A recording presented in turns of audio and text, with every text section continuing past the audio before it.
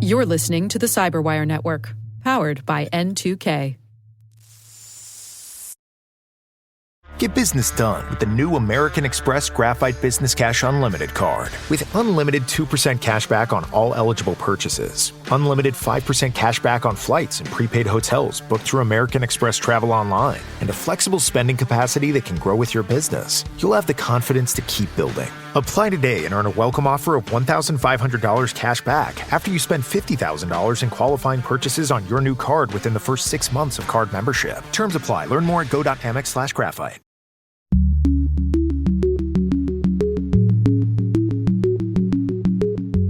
Hello, everyone, and welcome to Caveat, N2K Cyberwire's privacy, surveillance, law, and policy podcast. I'm Dave Bittner, and joining me is my co-host Ben Yellen from the University of Maryland Center for Cyber Health and Hazard Strategies. Hey there, Ben. Hello, Dave. On today's show, Ben has an update on Anthropic's lawsuits against the Pentagon and other federal agencies. I've got the latest on the looming Section 702 deadline. While this show covers legal topics and Ben is a lawyer, the views expressed do not constitute legal advice. For official legal advice on any of the topics we cover, please contact your attorney.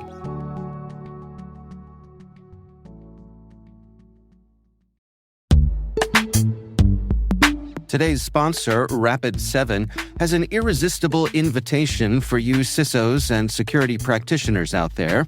A free 2-day virtual summit. The subject? Preemptive security. Join the Global Cybersecurity Summit on May 12th and 13th from wherever you like.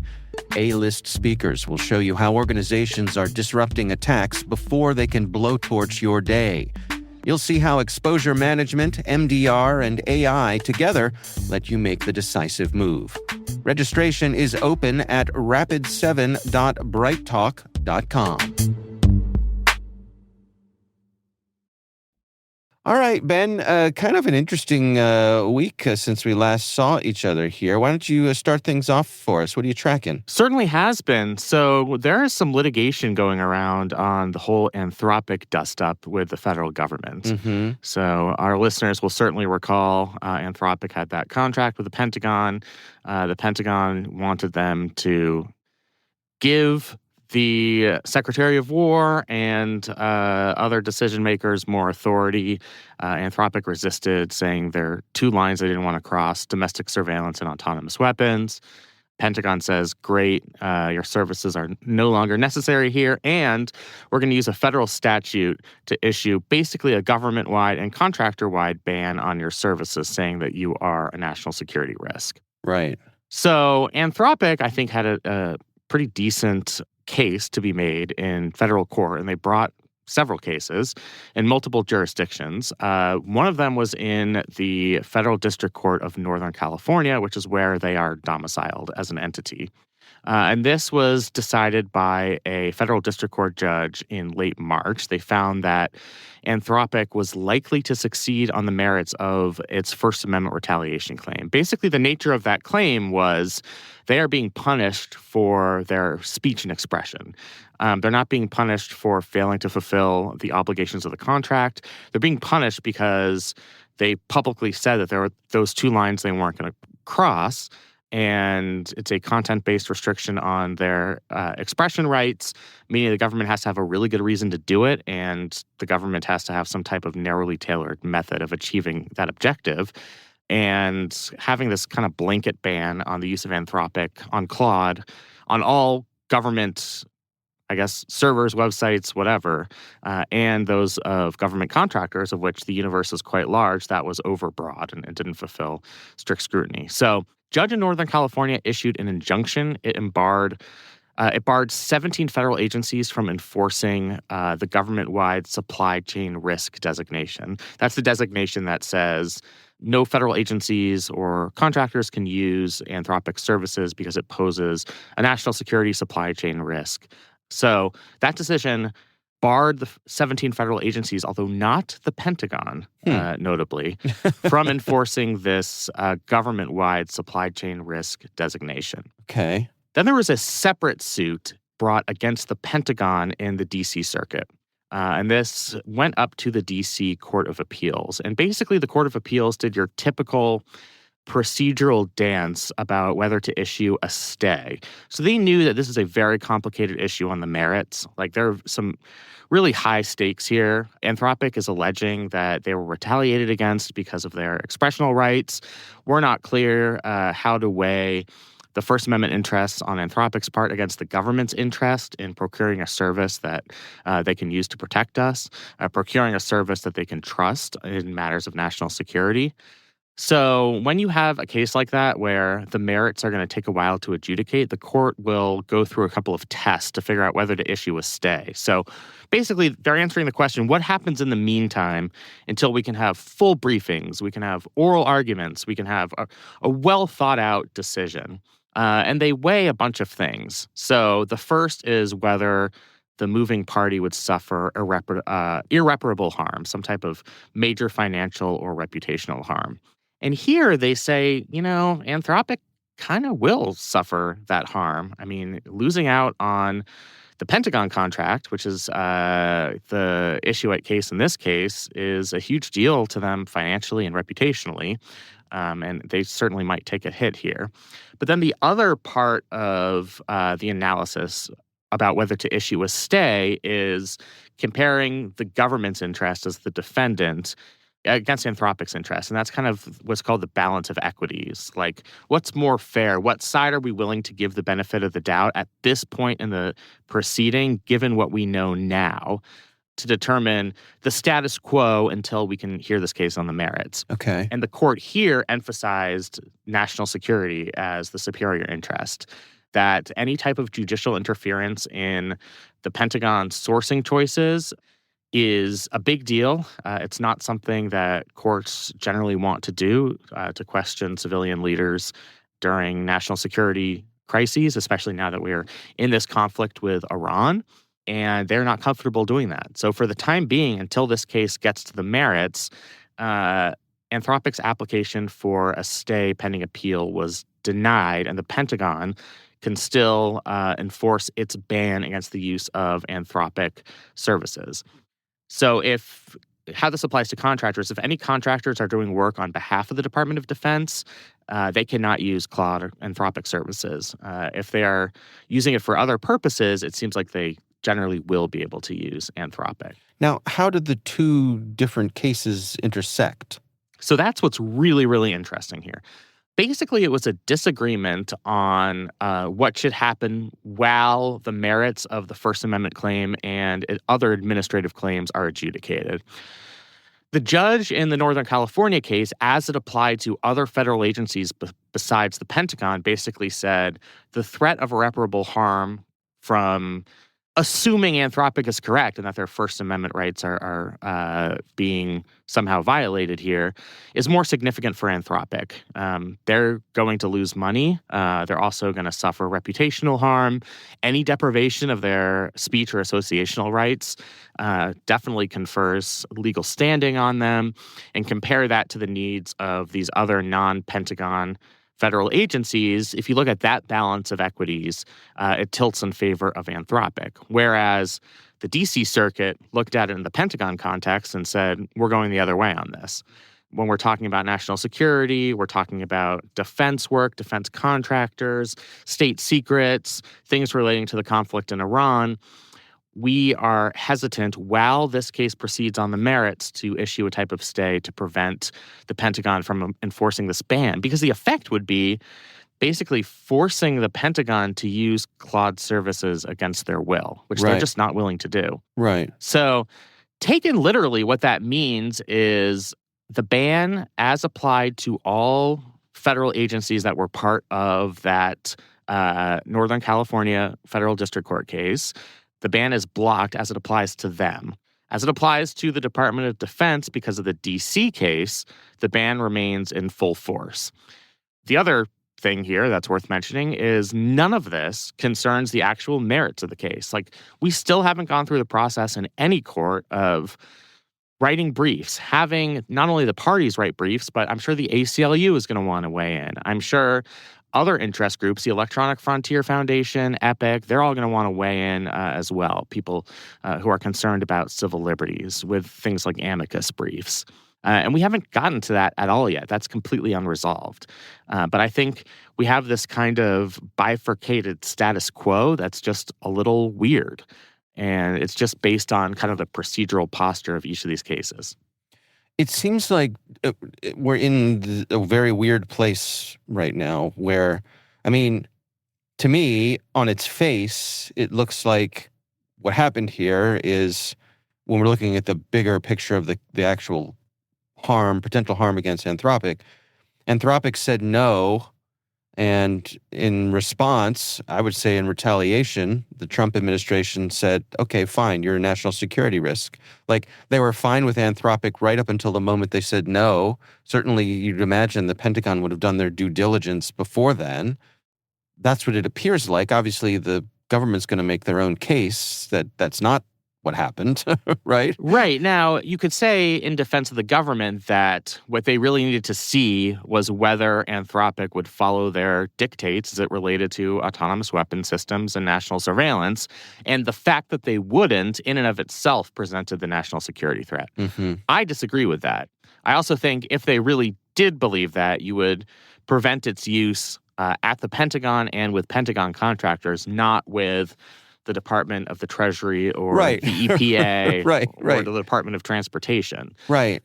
So, I think on the merits, I still think that Anthropic has a very good case that this was retaliation for First Amendment protected speech, and that the government's mode here of excluding them from contracts within the entire federal government is overbroad and is not narrowly tailored to the government's legitimate national security interests. And that's why I think if I had to guess on the merits, if we get, a decent panel of judges to review it, I still think Anthropic has a very good chance of proceeding here. But it means we're going to go months as we prepare for actual litigation. And at least the Pentagon has gotten what it wants, and they can continue to use the alternative service that they've procured for artificial intelligence, which is OpenAI. And they can do that without the specter of litigation hanging over them, at least for the foreseeable future, maybe the next 6 months or so. If you're one of the other government agencies that the California court ruled affecting, right? How do you respond to this? I mean, you because it seems to me like you still have the power of the federal government. You know what the Pentagon and the White House wants you to do here.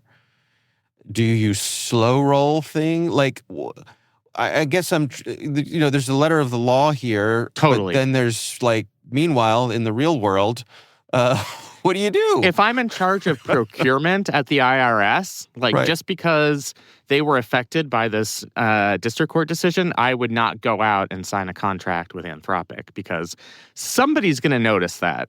Yeah. And then you, as the person who procured the contract, is going to be persona non grata. Right. I assume that when we get to the merits of the case, all of that will be discussed. Even if there is not a de facto ban, not a de facto legal ban, if there's some internal administration policy that acts as sort of a de facto ban, then does that change the legal analysis? Is this still retaliation for First Amendment protected activity?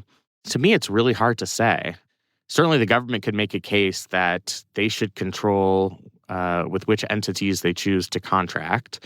They can choose the qualifications for those contractors, and one of the qualifications they want to choose is a company that won't deny them mass surveillance and use of autonomous weapons. And that's probably the argument they're going to try and make. The counter argument to that is that they already had existing contracts with many of these agencies. And what happened with the fallout at the Pentagon is completely unrelated to the existing work that was being done under those contracts.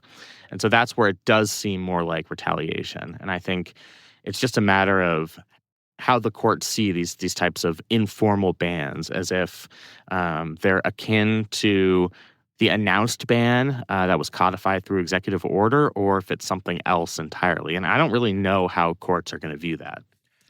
Could this be a case where Anthropic wins the battle but loses the war? In other words, the Pentagon says, I think, what did this article say? There's like a $200 million contract is part of this. The Pentagon could say, fine, here's your $200 million, go away.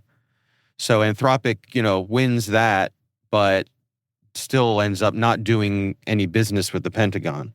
Yeah, absolutely. I don't know how much $200 million means to Anthropic's CEO. It's certainly true. Significant.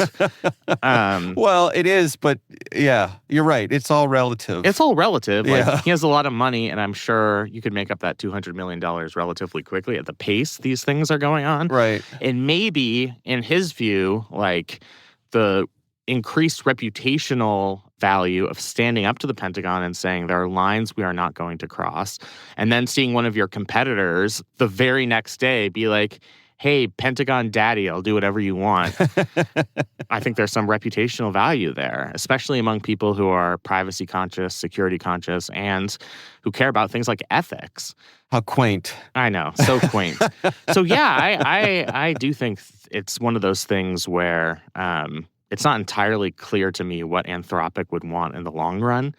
I think part of a favorable decision for them would just be beyond restoring the contract that they had with the Pentagon and getting that money, just some type of official adjudication that they were punished for their associational rights.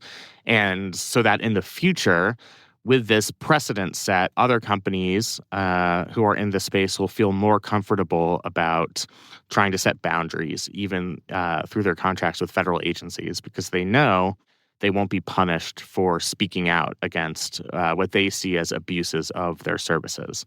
And so that could, at least in my mind, really be the long-term impact, is that other companies, if Anthropic ends up prevailing in this litigation, might feel emboldened to speak their mind and to tell the government no when they request some type of capability.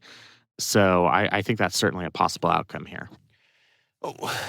To what degree does the court have the ability to challenge the government's assessment of being a national security risk? Very little. I mean, courts are trained to, both through precedent and just through practical considerations, to defer to an executive branch's national security determinations. And there are a couple of reasons for that. One, a lot of judges don't see it as a proper role under our Constitution to be second-guessing the administration's decisions. It's really the president as commander-in-chief under Article 2 who gets to determine what counts as a national security threat. So I think courts are very, very deferential to the executive branch on this question. I think that's all well and good. And I don't want to make this like a totally about Trump thing. But when you have an administration that's not always on the level and has been known to kind of lie and exaggerate about certain things, then I think that presumption gets thrown into question. And that really, I mean, that can happen with any administration. I think the deference to the executive branch is premised on the idea that presidents aren't going to screw around with national security. Like, there's no reason for them to come out with like some type of pretextual argument. And I just don't think that's really a trustworthy viewpoint.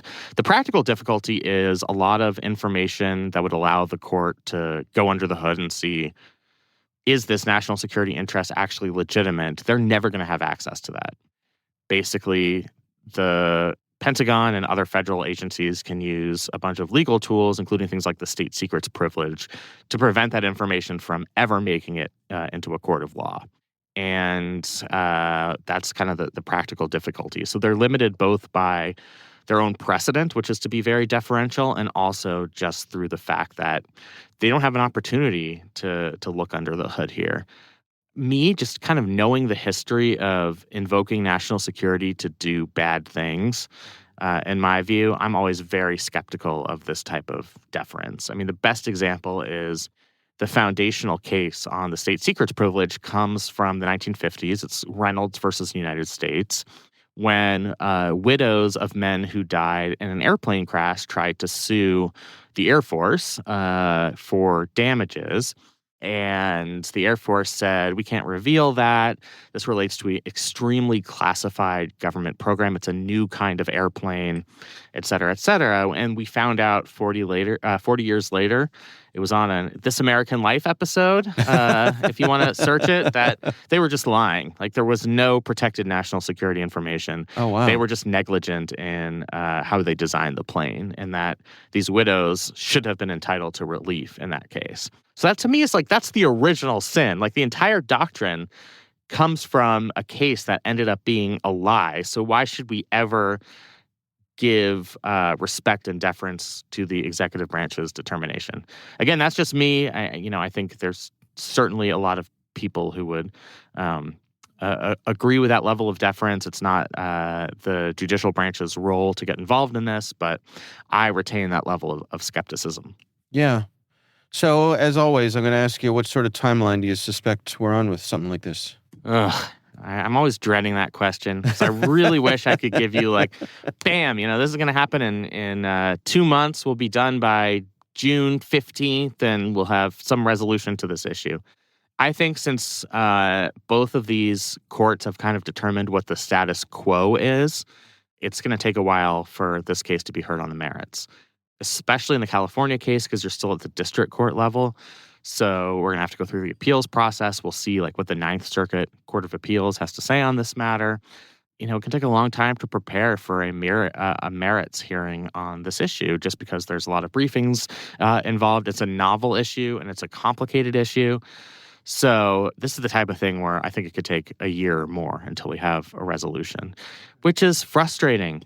It's really frustrating. We'd like to have some clarity in this space, but our legal system moves very slowly.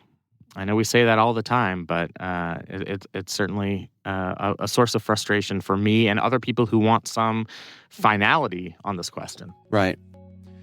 All right. Well, time will tell, and we'll have a link to that article from the New York Times in the show notes. Let's take a quick break to hear from our sponsor. We'll be right back after this.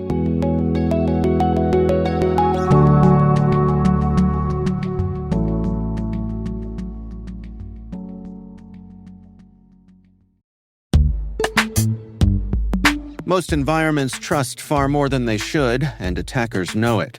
ThreatLocker solves that by enforcing default deny at the point of execution.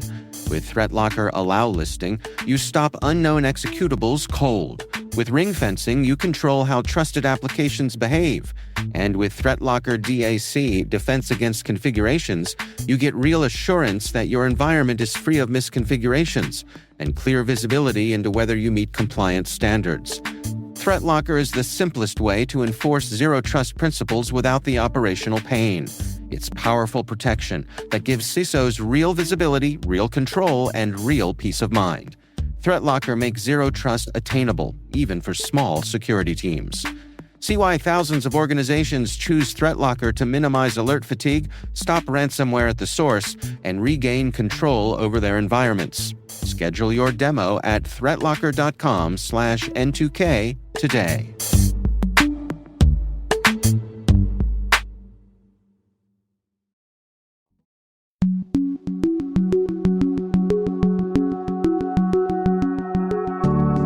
All right, Ben, let's get to my story here this week. And this comes from the Washington Post. This is an article written by Ellen Nakashima, Warren Strobel, and Noah Robertson. It's titled, Powerful Surveillance Program Faces Obstacles as Renewal Deadline Looms. We are, of course, talking about Section 702. And, if we were really good about tagging things, yeah. How many of our 304 episodes do you think would be tagged with 702? Oh my goodness, 150 of them. That's, yeah. It's a good. Yeah, I wonder if it is where it ranks in terms of things that have been mentioned here. It's got to be in the top 10. Absolutely, probably the top 5. It's a never-ending saga. Yeah. So I guess what is happening here is we're coming up on a deadline. I believe it's the end of this month. It's the end of April, where Section 702 expires. And so we've had some movement. What's the latest here, Ben? Can you take us through what we're up against? Sure. So as we're recording this, the House is coming back into session after a couple of weeks of recess, where the Department of Homeland Security was still not funded, but that's a topic for another day. Right. And one of the items on the agenda is a clean reauthorization of Section 702. Yeah. The Trump administration has requested a 2-year so-called clean authorization. What that means is the program will be extended as is. A lot of civil liberties advocates on both sides of the political aisle are pushing very hard for a warrant requirement to query the Section 702 database. And leadership in the House and the Senate in both parties have been reluctant to embrace that. It failed by a single vote in the House 2 years ago during the previous reauthorization. So it's certainly something that's come extremely close. But the executive branches of the Trump administration and the Biden administration before it, going all the way back to Obama, have been very reticent to give up their power to do backdoor warrantless searches in this 702 database. And I don't think anybody could have predicted what we've seen, where there are so many incidentally collected communications that you can learn a lot about U.S. persons by doing these queries, especially with advanced AI tools. It's become easier to sift through these really large databases. There are a couple of really important complications here. And I mentioned this a couple of episodes ago when we talked about this. So you know how the FISA court reviews and then approves Section 702 on an annual basis? Right. And I kind of surmised that their annual reauthorization was going to take place around this time of year. Well, I was right, at least about one thing. Congratulations, Ben. There is a largely, most of the decision is redacted, but we did see a decision from the FISA court reauthorizing Section 702 and its current minimization procedures all the way through March of 2027.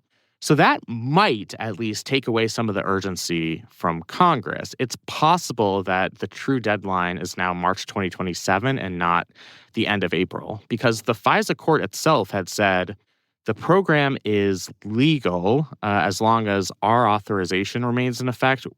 Whatever has happened with the statute is not relevant to that analysis. Because the FISA court made a decision for the forthcoming year pursuant to the laws at the time, that still retains legal authority all the way through March 2027, even if Congress doesn't reauthorize this program. If you say so. Right. So the thing is, the decision makers here are the big tech companies, because they're the ones who are going to be getting these orders. And if they have any doubt that producing the requested documents or whatever is being requested under Section 702 is going to expose them to some type of legal liability, they might be really reticent to comply.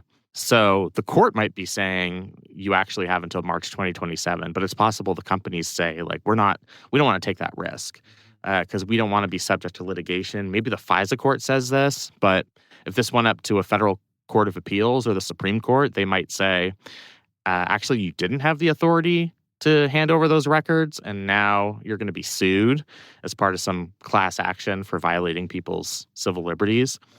They don't want to find themselves in that situation. I don't want to be snarky, but I wonder if the tech companies are worried that if they refuse, they could be named national security risks. Yes, I think they're very, very concerned about that. They do not want to get on this administration's bad side. Right. I actually think that's a really live, important point here. Really? It's not just a joke? No, it's not. Okay. I think President Trump made very clear in his campaign and then in the early days of his administration that the tech companies are going to have to play ball as it relates to things like mergers and acquisitions, various policies, executive orders. Tech companies are going to have to be more compliant, and they can't be adversarial the way he thinks they were adversarial during his first term. And that's why many of these titans sat behind President Trump at his first inauguration. It's why Jeff Bezos is coming to the Oval Office with ornate gifts to give the president, and he's changed the editorial posture of the Washington Post so that it's not as confrontational, all that fun stuff. I think that's all part of the story here. So yeah, I don't think that's really a joke at all. I mean, I think they're going to have to be wary of that. Then there's Senator Ron Wyden. So he's always a character. Right, yeah. Basically, they're a group of House Democrats who are supportive of a so-called clean extension to 702. And they've been meeting in the past couple of days trying to figure out, to account for the Republicans who might vote no, like, let's get a coalition of Democrats together to get this thing across the finish line. And what Ron Wyden is saying is, I can't really give you all the information, but don't do that. There's something within the FISA court order about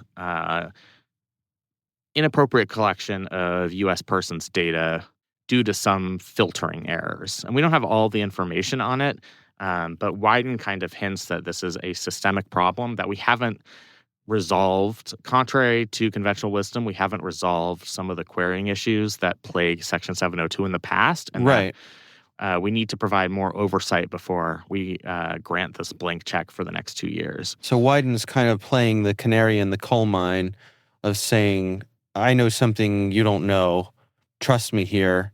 You don't want to authorize this because reasons. Right. And he's also saying, like, I'm willing to brief you and your staff on it. So let's get in a SCIF, a secure facility, and let's discuss what some of these issues are. And I'm wondering if House Democrats and their staff members are going to take him up on that, because I think that's a really interesting element here. The other thing is they extended the authority of FISA 702 to cover the I don't know exactly how to put this, but basically, like, anybody who has some type of wireless equipment within their dominion. So like a business that owns a server, or even an individual person who has access to that server, they can be served with directives under Section 702 in the way that they wouldn't have in the past. It previously just kind of went through the telecommunications companies. And now we're going directly to the sources. And that was due to language that was added in the 2024 reauthorization. But at the time, it was the Biden administration telling House Democrats, like, don't worry about this. We're not going to go in to the mom and pop store and demand that they hand over their server. We're not going to go to the cable guy and be like, can you extract what you found when you were installing cable and internet in this guy's house? Like, we're going to construe this very, very narrowly. But that was the Biden administration. What Wyden is saying is basically, my fellow Democrats, we know what Donald Trump is capable of. We know he's on a path to destroying his enemies. We know that the number of queries in his administration in the Section 702 database has increased. So we should be much more wary about granting him any type of enhanced authority, especially without some of the protections that Wyden's advocating for, like a warrant requirement. I think that's really the main one. I'm sure somebody's betting this on Kalshi or whatever, which right. I also have problems with. I'm taking a closer look at this article. It says the expiration date is April 20th, so 420 coming up pretty fast here. Yeah, I don't know if they're going to be able to get it done. We're recording this. It's 6 days from now. That's a few days in Congress.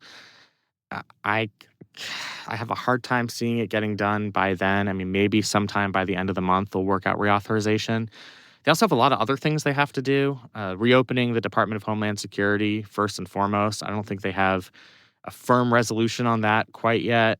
Republicans are trying to put together another reconciliation bill to fund immigration enforcement for the next year. All these members of Congress have started doing really bad things, so there are going to be votes on expelling them, although two of them resigned already, but there are another couple of members, and that's going to take up some debate time. And there is no consensus around how to proceed on 702. That's part of what makes it so interesting, right? Is that it is truly bipartisan in both support directions. And right. Yep. Yeah. So I don't know which coalition is bigger at this point. In the past, it's always at least narrowly been the pro 702, the pro we need this for national security folks that win out just in the numbers game. And if I had to guess, maybe they'll probably win out again. I certainly think on the Republican side, the fact that Trump is explicitly calling for this reauthorization without any amendments or without any civil liberties safeguards, I think is important to the prospects of this passing. Mm-hmm. I don't get the sense, though, that Trump is calling members on the Hill about this. He's still very skeptical of FISA because he thinks his campaign in 2016 was spied on because of the FISA process. So I think he's doing what his national security advisors are telling him to do, which is make sure you have the 702 authority. But if you ask me, I don't think his heart's fully in it. I think he's thinking about other things. Certainly, he could have some influence on Republican members. Either way, it's going to be really, really close. I could see one of those situations where it's very heavily orchestrated so that a maximum number of members are given the opportunity to vote against it so that it still passes. So, if you need 216 votes, the parties come together and we'll get enough members in safe districts and enough members who've already voted for Section 702 in the past to get together in a coalition to get this right across the finish line, and everyone else is free to vote no. I think there might be some kind of coordination around that. What's so hard to know is usually the parties themselves can whip these votes. So they go to their members and say, what are you thinking on this? We can get a rough calculation of how many votes we have. And if you're the majority party, the magic number is 218. So you're are we close to that number? But parties can only whip their own members. And I don't think the parties are going to be sharing information with one another. So it's just hard to know until we actually see a vote, where the balance is going to come out here. So it's a very uncertain outcome. When you add the complication of the FISA court reauthorizing 702 for another year and the uncertainty around the authority of that authorization, it's a bit of a cluster. Yeah. No, to me, the wild card is the participation from the telecommunications providers that, even if there's a temporary extension on it, they may not feel like the potential liability is worth it. Totally. And it would have a ripple effect. So the first company would do it. They'd put out a statement saying, we don't see this as adequate authority to comply with these directives. Mm-hmm. And once one company does it, it could be contagious. And throughout the rest of the industry, they might say, we're not going to comply. Yeah. I always emphasize here that, this is a really important program. It's certainly been subject to abuse. We've seen it used inappropriately on Black Lives Matter protesters and January 6th protesters. Mm-hmm. We've seen it used to surveil members of Congress. So it's certainly something that can be abused, but everyone from whatever political tribe you're part of agrees about the importance of the authority for protecting national security. They might not agree whether it's worth it, but I think there's universal agreement that this is very effective. There's a reason that the executive branch in all presidential administrations have fought so hard for clean extensions of Section 702. So it's not like some other programs where you could just kind of say let's let this expire. There are other authorities we could use. This one's really important, and it just raises the stakes that much more. Yeah. All right. Well, we will have a link to that story from the Washington Post in our show notes, so please do check that out. And, of course, we would love to hear from you. If there's something you'd like us to consider for the show, please email us. It's caveat@n2k.com.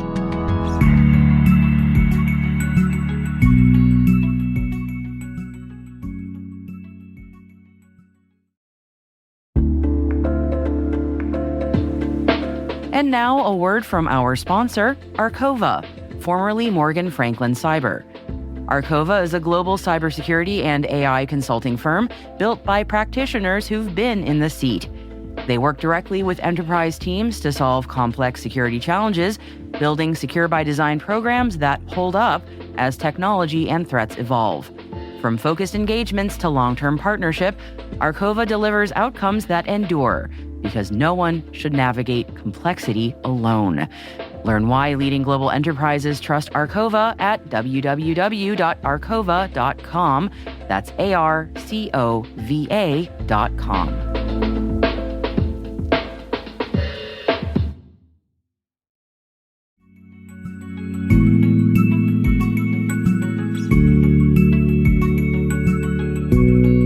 And that is Caveat, brought to you by N2K Cyberwire. We'd love to know what you think of this podcast.